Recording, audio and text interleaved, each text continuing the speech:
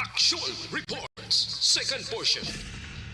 Di kalidad, kag madalong nga mga analisis sa pinakainit na balita sa bilog na probinsya kag nasyon. Actual Reports, second portion. Patas kag balanse na komentaryo sa mga issues kag mga balita nga nagaapekto sa mga pumuluyo sa adlaw-adlaw nga tanan. Actual Reports, second portion. Upod sa veterano kag respetado nga komentarista, Aksyon Fred sa langga. Karon nga adlaw Biyernes pitsa 23 na bulan sang Setyembre tuig 2022. Anano naman ang mga balita kag isyo nga aton talakayon para karon nga adlaw. Daw tumigalbong ang Department of Justice sa pamatmat sang korte nga ang rebellion hindi terorista. Inaya suno sa korte, maayo maniho ang panawagan ni Presidente Bongbong Marcos dito sa Estados Unidos nga untatan na ang pagpanghalit sa mga puti sa Asyano. Bati napilitan gid ang Comelec nga repasuho naman ang iya sini calendar of activities. Bangod kay daw duso butong ang palaabuton sa barangay kag iski nga eleksyon. Ining aton mga balita kag isyo idulong sa aton. Pag champion ang ginamit mo, may pagkakataon kang maging milyonaryo. Champion na, milyonaryo pa! Ilagay sa isang papel ang iyong name, age, address, phone number at pirmahan. Ilagay sa isang white legal-sized envelope at lakipan ng alinman sa mga required proof of purchase. Kasama dito ang tamang bilang ng empty sachets, wrappers at mga pouch ng champion. Aksyon Radio Philippine Standard Time lasais 36 na. Maayo man niya ang banat ni Presidente Bongbong Marcos sa ika-77 nga United Nations General Assembly. Daw nanamian na kumamati sang panawagan sang presidente nga untato na ining pagpanghalit sang puti sa mga Asyano nga nagalunta dito sa Estados Unidos. Siling ni Presidente Bongbong Marcos niya dapat magrespetuhan na kita. Ang mga migrant worker, refugee, o anuman nga rasa sa bugos nga kalibutan kinahanglan respetuhon naton. Nyati, lantawan ninyo ang mga migrant worker, dako ang nabulig sini sa panahon sang pandemic. Isa sang topiko ni Presidente Bongbong Marcos nga dapat anuman nga rasa, anuman nga nationality, diin ka man nga bahin sang kalibutan, dapat respetuhon. Dumdum ka mo? Nagliligad nga mga binulan, mga 11,400 ka mga nagkalatabo dito sa New York kag iban nga bahin sang Estados Unidos ang pagpanghalit nila sa mga Asian American nga halin pa sa tuig 2020 tuig 2022. May huyapan, may tindakan, may kuritan na, may pilasan, may tanan na lang. Ining hindi amo nga himo sang aton sinipila ka mga utod kuntani nga mga putian. Daw akig sila no sa Asyano. Kakita sila nga daw hindi pareho sang kolor nila ang diskriminasyon. Grabe. So, isa ini sang panawagan sa United Nations General Assembly ni Presidente Bongbong Marcos. Dapat respetuhan na Dulaon ining Asian hate nga ni dito sa pungsod sang mga putian. Ato niya kung mag-abot sila di, ang respeto, grabe. Ang hospitality, grabe. Ang pagbaton sila, porte. Pag-abot dito ya, kung malang-alangan ka lang sa mga lugar nga daw wala tao, halitan kanila, may tindakan kanila, may kastiguhon kanila, may kuritan kanila sa kung ano lang nga matalom nga bagay. Daw hindi amobla ang nagakatabo. So, panawagan ni Presidente Bongbong Marcos, mayugig kay nalakip ini sa iya pagpabulong-pulong.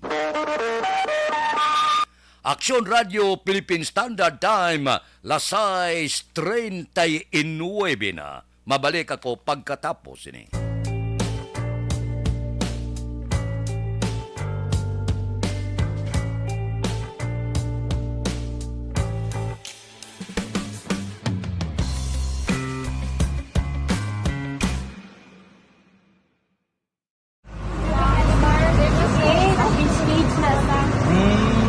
For every shared story is an inspiration for many. But it could be more inspiring if that story comes from those who are less heard. When asked about how we were able to select Mulukabok Integrated School in Sagay City as a beneficiary of the annual Balik Eskwela program, the answer is very simple. Frankly speaking, we wanted to see and experience the renowned Mulukabok footwalk in its beautiful nature.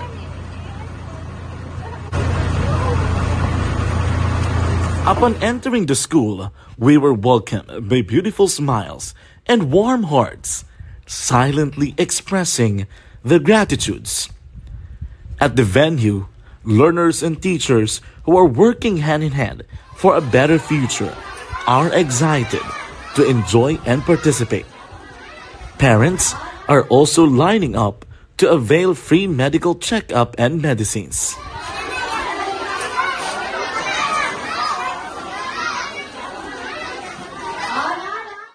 Indeed, nothing is impossible and unreachable until you personally see the real situation of a certain location. The 30-minute boat ride seems to be a few distance walk because of the satisfaction and fulfillment we have in our hearts. Behind the awesome facade is a totally different story.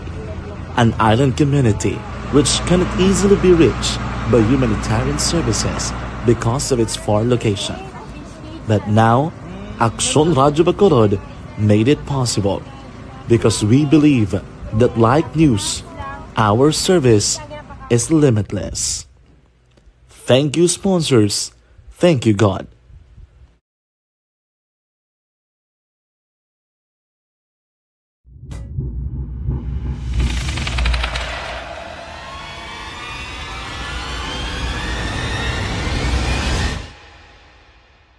Umbra! Umbra! Mga misteryo, katingalahan, pantasya, kagkatanagaan sa likod sang mga langit. Mga kasaysayan sa dupa, subong kag mahimo sa palabuto, katulad sa mga Pinoy legendary story. Aswang, manananggal, amaranhi, tiktik, tayho, kamang-kama, kag mga duwende, Maria Makining kag bruha sa kuweba, magkapala nindog balahibo kag makahaladlo, makasilig niya nga mga kasaysayan katulad sang binsuglan sang malain nga espiritu kag demonyo, kondinado, reincarnation, kag iban pa nga mga kasaysayan May tatido lagi, ha? nga makapanganga samtang amat-amat nga tukibon ang mga ginsuguran tugtog sa katapusan. Mabatian kada aga pagkatapos ng drama Barangay 684.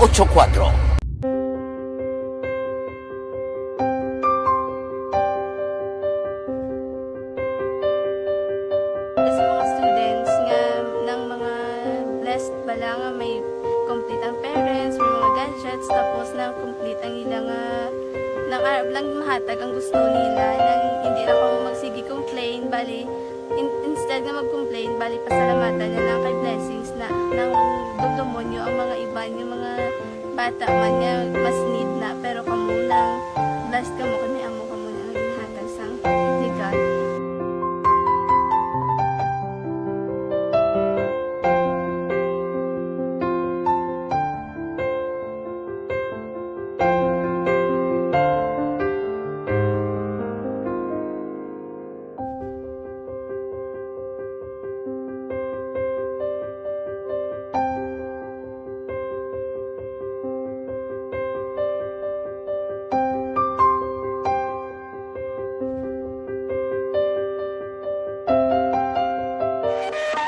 Aksyon Radio Philippine Standard Time, las 6:43.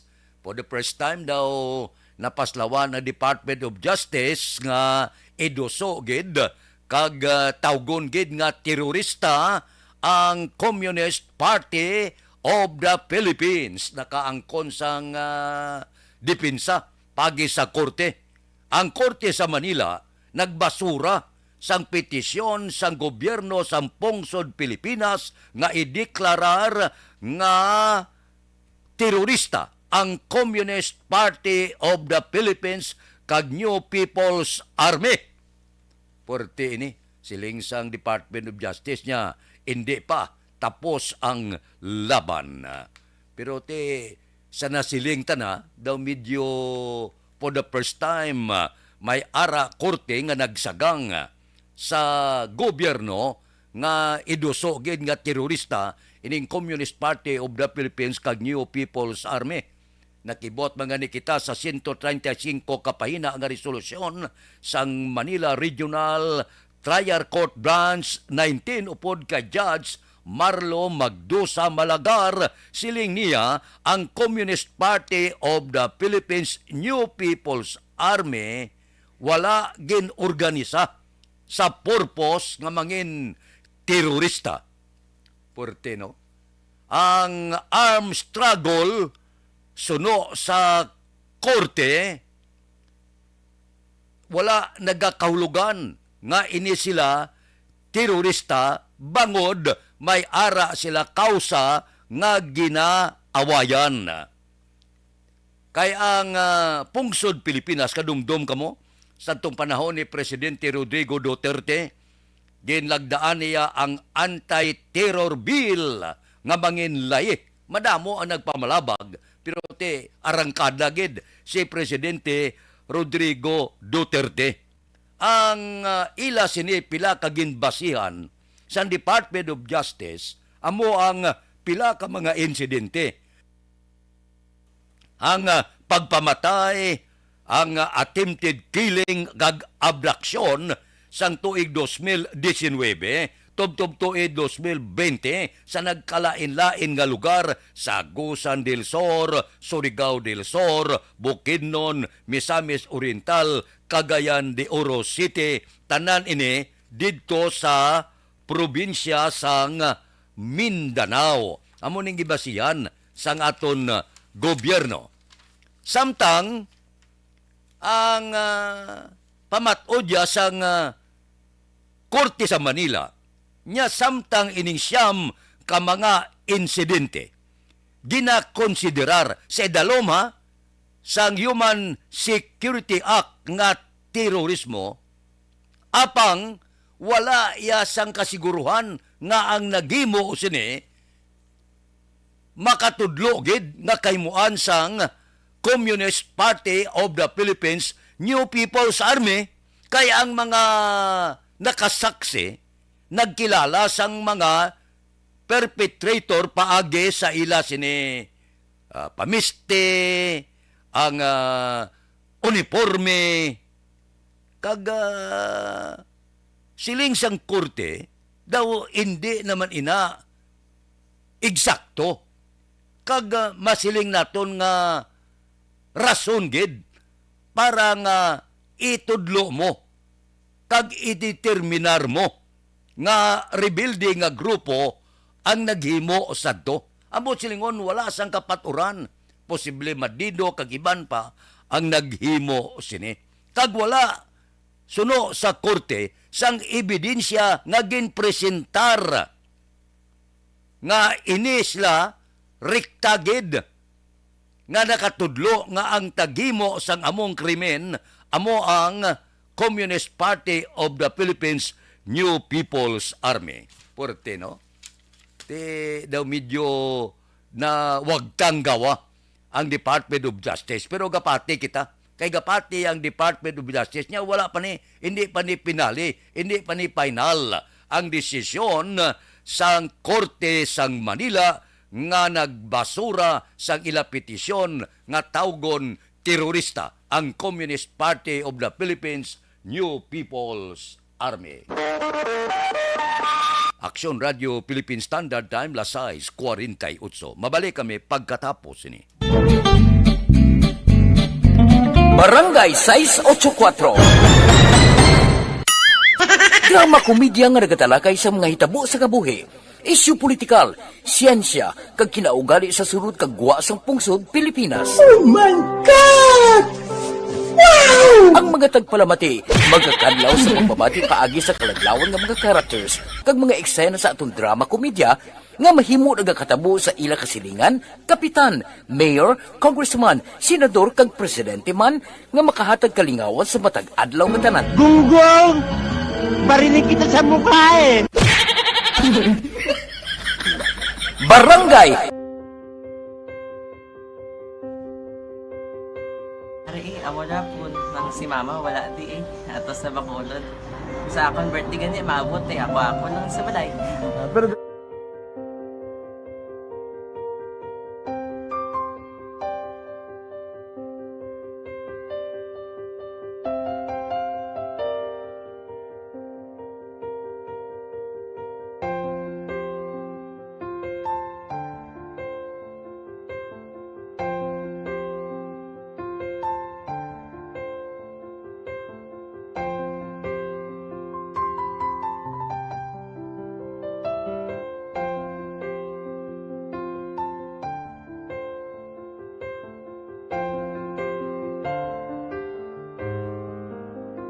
kamusta man?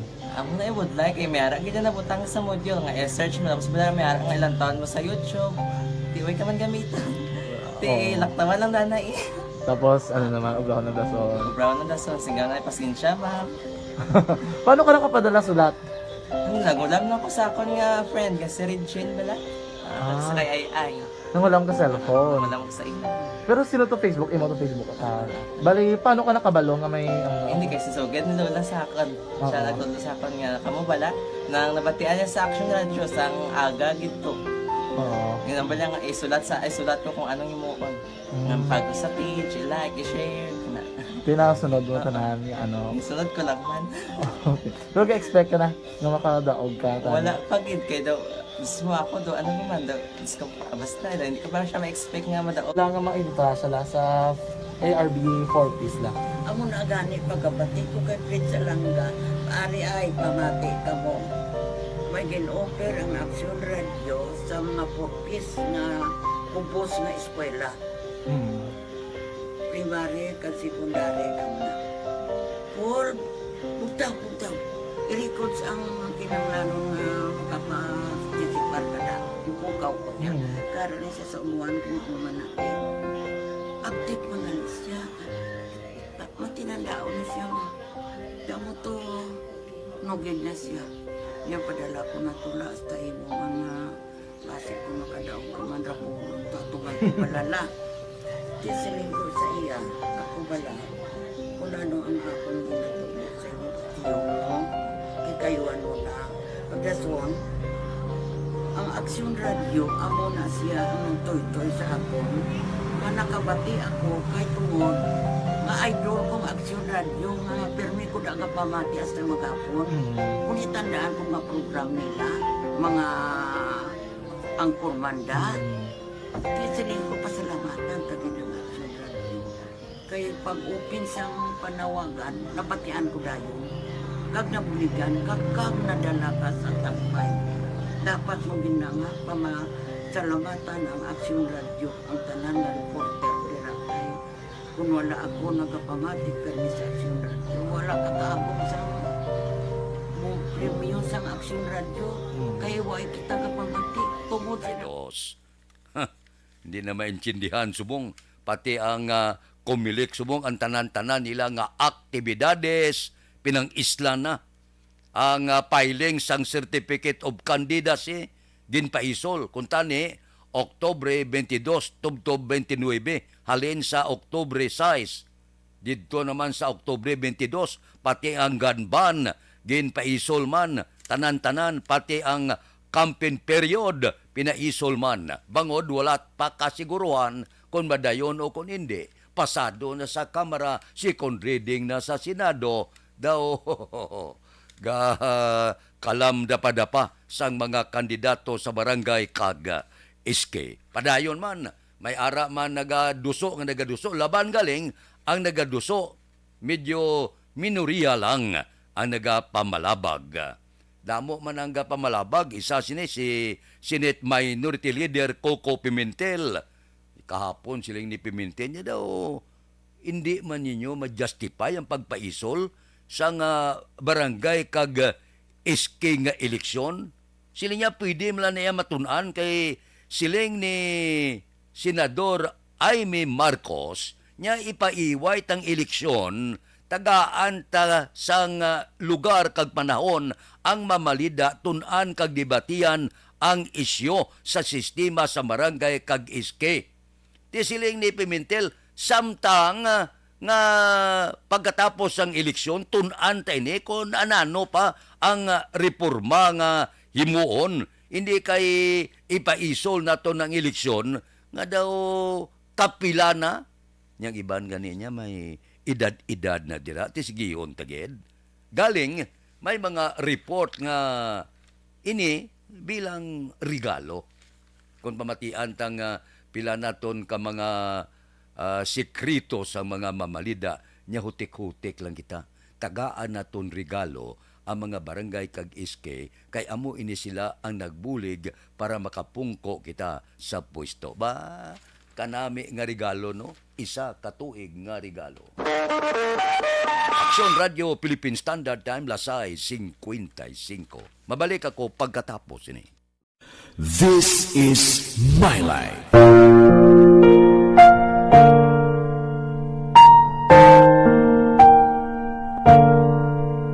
This is my life.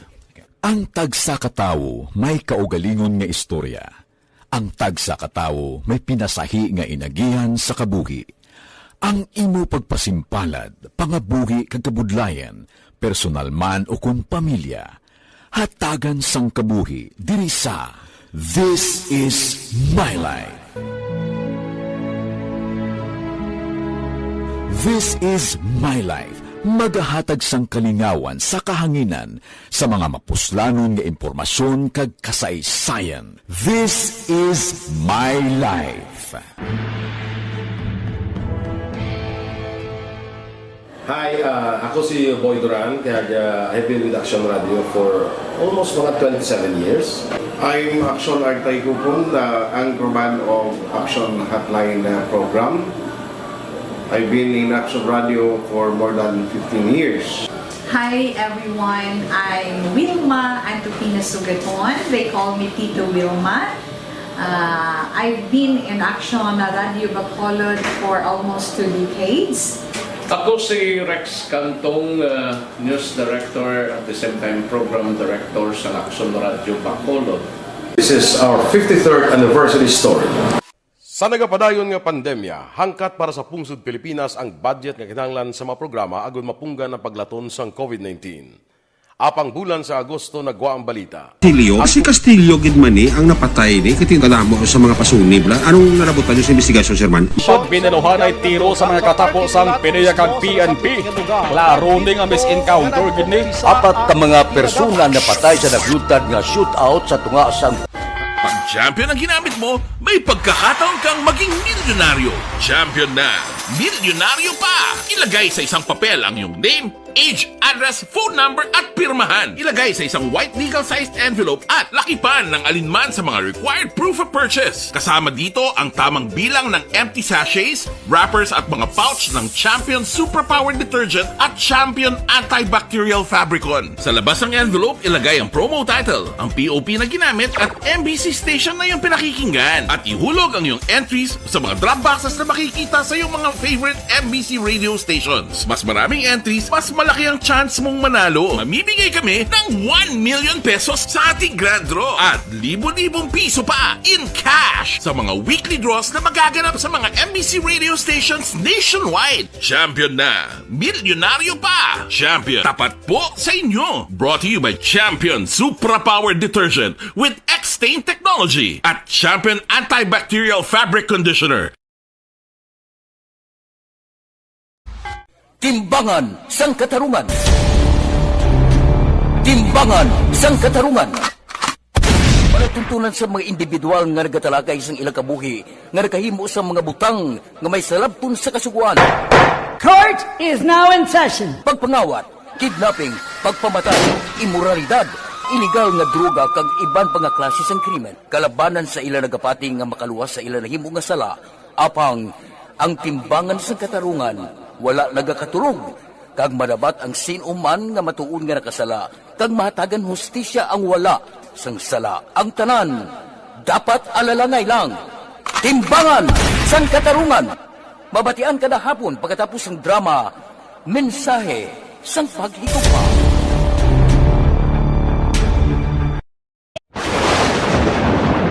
Ang elementary nga evacuation center na concern din baha man. Uy, kasi tinagaman amat kumansaka ang tubig. Actually, ko po medyo mataas na ang tubig. So, ginaulat natin. Morning edition, upod kita kay Aksyon Boy Duran, kag Aksyon Eden Aboso. Aksyon Fred Salanga, una sa balita, una sa aksyon, sa Bacolod, Aksyon Radio.